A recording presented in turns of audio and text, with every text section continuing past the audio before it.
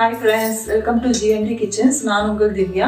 இன்னைக்கு வந்து நான் ஒரு வித்தியாசமான சைட் டிஷ் பண்ண போறேன். தோசைக்கு, சப்பாத்திக்கு, பூரிக்கு, பிரியாணிக்கு எல்லாத்துக்குமே ரொம்ப நல்லா இருக்கும். இட்லி கூட இன்னும் ரொம்ப சூப்பரா இருக்கும். நீங்களும் வீட்ல ட்ரை பண்ணி பாருங்க.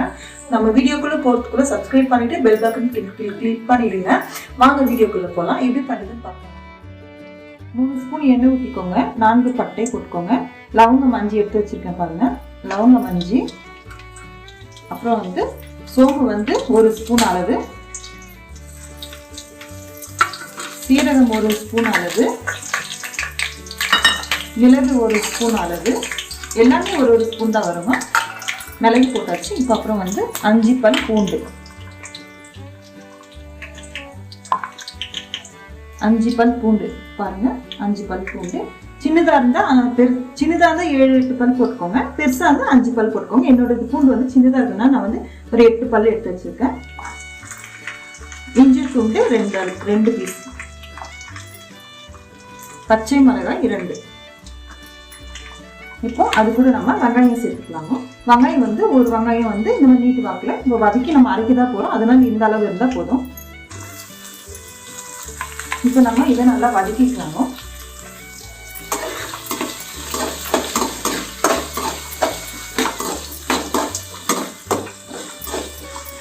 கோல்டன் கலர்ல வதக்கிக்கலாம். பொன் வறுவலா நல்லா வந்து கோல்டன் கலர் பொன் வறுவலா வதந்ததுமே இப்போ இது கூட நம்ம வந்து கருவேப்பிலை, கொத்தமல்லி ஆட் பண்ணுறேன். ஓகே ஃப்ரெண்ட்ஸ், பாருங்க நல்லா வெங்காயம் வதந்து வந்துருச்சுன்னா நல்லா வந்து கோல்டன் கலரு.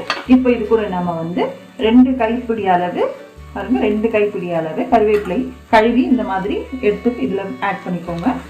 கொத்தமல்லி நல்லா இந்த அளவு 2 கைப்பிடி அளவு இதுவும் கழுவி இதில் ஆட் பண்ணிக்கோங்க. நல்லா வதக்கிக்கோங்க.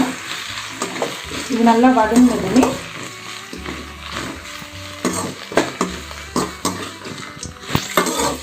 ரொம்ப வாசனையா இருக்குங்க ஃப்ரெண்ட்ஸ். இந்த குழம்புங்க நம்ம வந்து இறக்கும் போது அவ்வளோ வாசனை அடிக்கும் பாருங்க. ரொம்ப நல்லா இருக்கும். நம்ம வந்து கொஞ்சமா சாதம் சாப்பிட்டோம்னா இதை நம்ம சாப்பிடும்போது இன்னும் கொஞ்சம் எக்ஸ்ட்ரா சாப்பிடணும்னு தோணும். அந்த அளவுக்கு டேஸ்ட் இருக்குங்க ஃப்ரெண்ட்ஸ். நீங்களும் வந்து நீங்க ட்ரை பண்ணி பாருங்க. கமெண்ட் சொல்லுங்க எப்படி இருக்குதுன்ட்டு.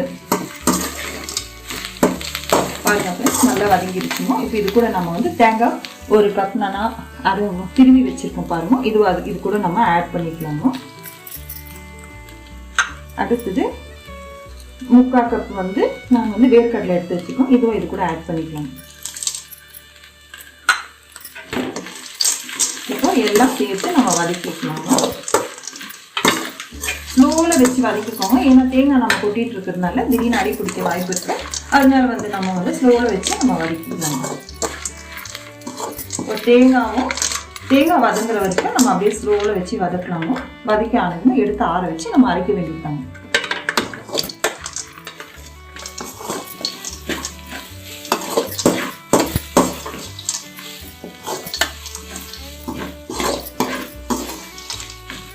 பாருங்க நல்லா சூப்பராக வதந்து வருது பாருங்க. நல்லா வந்து கோல்டன் கலர் ஆயிடுச்சு தேங்காவும்.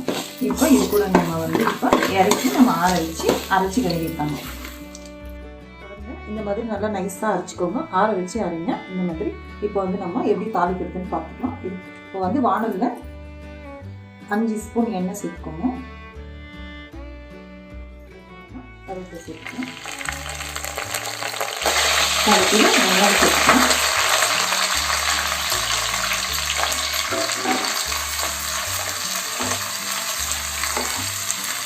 ஒரு வெங்காயம் சேர்த்துக்கோங்க. நல்லா பொடி இந்த மாதிரி நீட் வாக்கில் அரிஞ்சுக்கோங்க. நம்ம இதுலேயே வந்து இப்போ நம்ம தேவையான அளவு உப்பு ஆட் பண்ணிக்கலாங்க. நான் வந்து இந்த குழம்புக்கு தேவையான அளவு நான் வந்து உப்பு வந்து சேர்க்குறேன். உங்களுக்கு எவ்வளோ நீங்கள் மசாலா போடுறீங்களோ அதுக்கேற்ற மாதிரி நீங்கள் உப்பு சேர்த்து. ரொம்ப டேஸ்டியான குழம்புங்க. நீங்களும் வீட்டில் ட்ரை பண்ணி பாருங்க. என்னோட வீடியோஸ் எல்லாம் தொடர்ந்து பார்த்துட்டு வாங்க ஃப்ரெண்ட்ஸ். எனக்கு வந்து சப்போர்ட் பண்ணுங்க.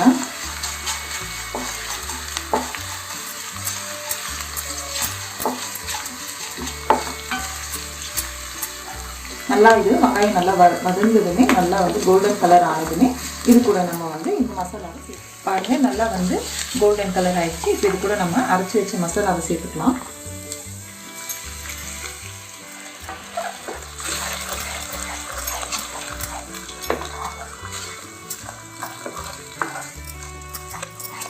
இப்படி கலந்து விட்டுக்கோங்க. மசாலாவை ஊற்றிட்டு இப்படி நம்ம கலந்து விட்டுட்டு இப்போ இதுக்கு தேவையானது மஞ்சள் பொடி 3/4 ஸ்பூன், மல்லித்தூள் 1 ஸ்பூன்,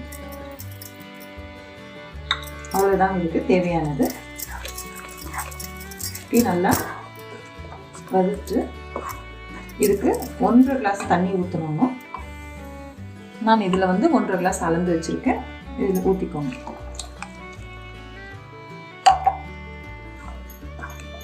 ஊற்றிட்டு நல்லா கொதிக்க வச்சுட்டு நல்லா கொதிக்க வைங்க. பச்சை வாசனை போகிற அளவுக்கு நல்லா கொதிக்கணும். இப்போ நம்ம தட்டு போட்டு மூடிக்க வேண்டியதுதான். பாருங்கள் எப்படி கொதிச்சிருக்குன்னு பார்க்கலாம். பாருங்கள் நல்லா எண்ணெய்லாம் நல்லா திரிஞ்சு மேலே அழகாக வந்துருக்கு. குழம்பு சூப்பராக ரெடி ஆகிடுச்சிங்க. இப்போ வந்து நம்ம இது கூட வந்து மேலே வந்து கொத்தமல்லி தழை தூவிக்கலாங்க.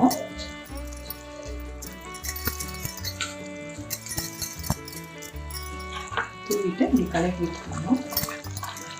இப்போ நம்ம வேறு பாத்திரத்தில் மாற்றிடலாம். நல்லா கிரேவி ஆகிடுச்சு பாருங்கள். இப்போ இதை நம்ம வேறு பாத்திரத்தில் மாற்றிடலாம். பாருங்க ஃப்ரெண்ட்ஸ், செம்மையா எம்மியான குழம்பு கிரேவி நம்மளுக்கு ரெடி ஆயிடுச்சுங்க. ஜிஎம்டி கிச்சனுக்கு சப்ஸ்கிரைப் பண்ணுங்க, லைக் பண்ணுங்க, ஷேர் பண்ணுங்க ஃப்ரெண்ட்ஸ். தொடர்ந்து என்னோட வீடியோவை பாருங்க, சப்போர்ட் பண்ணுங்க ஃப்ரெண்ட்ஸ். ரொம்ப இவ்வளோ நேரம் என்னோட வீடியோ பார்த்ததுக்கு ரொம்ப நன்றி ஃப்ரெண்ட்ஸ். Okay bye.